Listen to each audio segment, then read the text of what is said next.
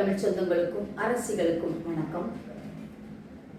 இன்று நிறைய பேசுகின்றோம், நிறைய விடயங்களை நாம் கண்ணுறுகின்றோம், கேள்விப்படுகின்றோம். டெல்லியில் குண்டுவெடிப்பு இப்படிப்பட்ட பல விஷயங்கள் நம்மை கடந்து சென்று கொண்டே இருக்கின்றது. நாமும் அதை விட்டு நகர்ந்து வந்து கொண்டே இருக்கின்றோம்.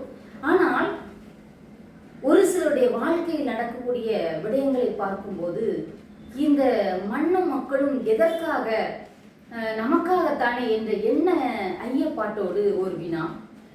அயல் நாடுகளில் சென்று வேலை பார்க்கக்கூடிய அருமை சொந்தங்கள், இப்போ ஈழத்தமிழ் பிள்ளைகள்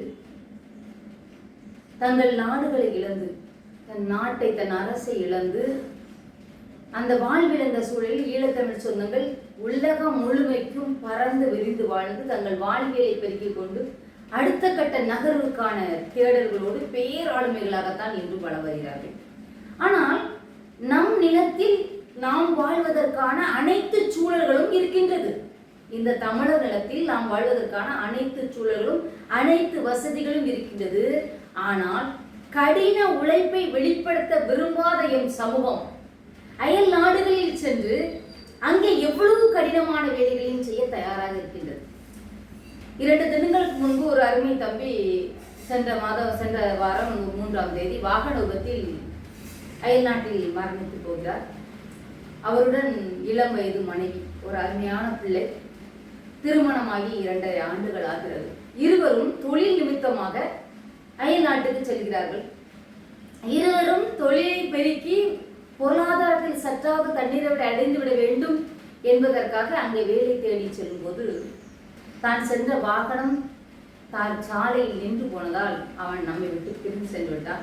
இதில் நான் கொடூரமாக என்ன பார்க்கிறேன் என்றால், இதே மாதிரி ஒரு விபத்து நம் தாய் நிலத்தில் ஏற்பட்டிருந்தால் அந்த பிள்ளையோடு, அந்த பெண் மகளோடு உற்றார் உறவினர், சொந்த பந்தங்கள், நண்பர்கள் அனைத்தும் நின்றிருக்கும். ஆனால் அவளுடைய நிலை இப்போதும் மனதை மிகவும் அழுத்துகிறது. அவள் தன் கணவனை காணவில்லை என்று அங்கே புகார் செய்கிறார். மறுநாள் தெரிகிறது அவன் தவறி போனான் என்று தெரிகிறது. ஆனால் கிட்டத்தட்ட 6 நாட்களுக்கு அப்புறம் தான் அவனுடைய உடலை அவளுக்கு காட்டுகிறார்கள். அதன் பின் அவள் முன்னாலேயே அவன் அடையாளம் காட்டப்பட்டு இங்கு இந்தியா கொண்டு வருவதற்காக அந்த இன்னுயிரை இழந்த அந்த பூத உடல் பதப்படுத்தப்படும் நேரத்தில் கூட அவள் முன்னாலே எல்லாம் நடக்கிறது. அவள் அந்த தான் எந்த விமான நிலையத்திலிருந்து கணவனோடு மகிழ்ச்சியாக அயல்நாட்டுக்கு பிழைக்க சென்றாலோ அதே விமான நிலையத்தில் எல்லோரும் வருகின்ற வழியில் அவள் வருகின்றாள். தனியாக வந்து அவசர ஊர்தி வருகின்ற வழியில் அவனுடைய உடலை பெற காத்திருக்கின்றாள். எவ்வளவு பெரிய கொடுமை!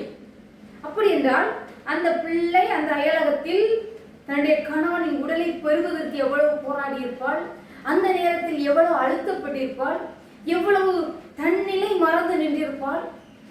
ஆனால் அவள் ஒரு பெண், தன்னுடைய மொத்த பலத்தையும் திரட்டி அவனை அவனுடைய அம்மா அப்பாவிடம் கொண்டு ஒப்படைத்து விட வேண்டும் என்ற ஒரே குறிக்கோளோடு கடந்து வருகின்றாள்.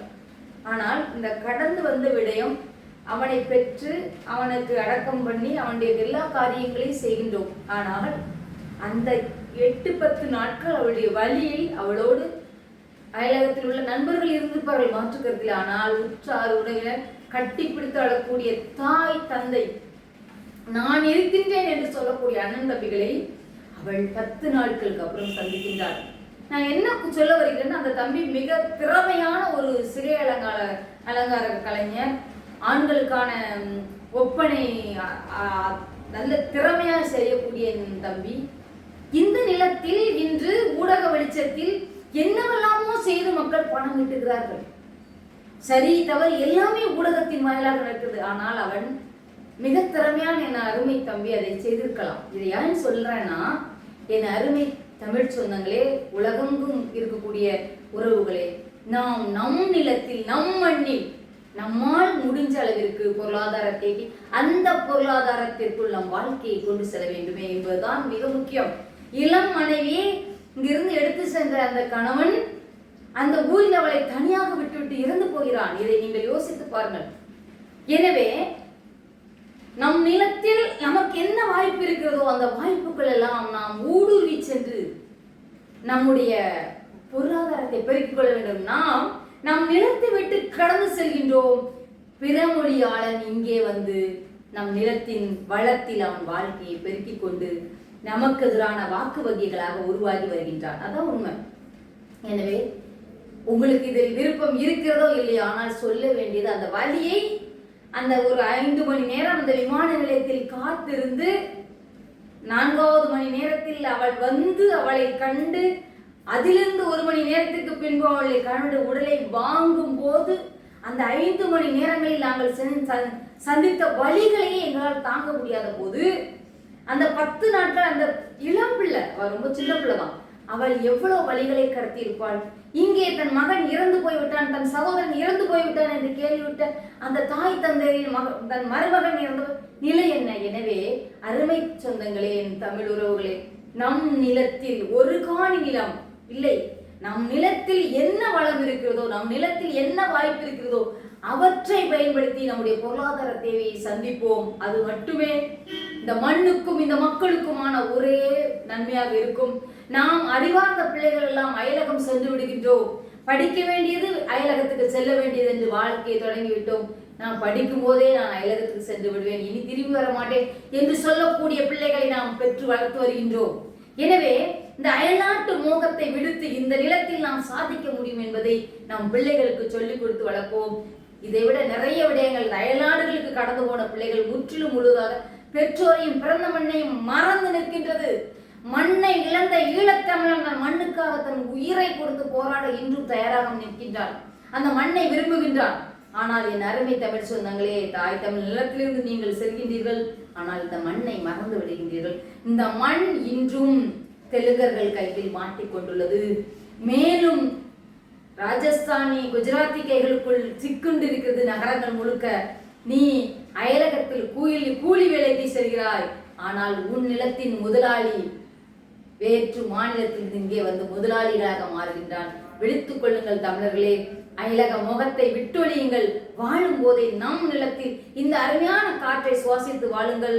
அதுவே நம் வருங்கால சந்ததிகளுக்கும் உள்ளது. தமிழர் வாழ்வியலை மீட்டெடுங்கள். இங்கே தமிழர் அரசியலை மீட்டெடுக்க ஒரு போர் துவங்கி நடந்து கொண்டிருக்கிறது. ஆனால் தமிழர் வாழ்வியல் என்பதை அவர்களே மறந்தான் நிற்கின்றார்கள். தமிழர் வாழ்வியலை மீட்டெடுக்க என் அருமை சொந்தங்களே, நீங்கள் இந்த நிலத்தை நேசியுங்கள். இந்த நிலத்தில் உங்களுக்கு உள்ள உரிமையை விட்டுக் கொடாதீர்கள். இந்த நிலத்திற்கு நீங்கள் செய்ய வேண்டிய கடன் மிக மிக பெரிது. அந்த கடனை அடைப்பதற்கு தாய் நிலத்தை காப்போம். என் அருமை சொந்தங்களே, வணக்கம்.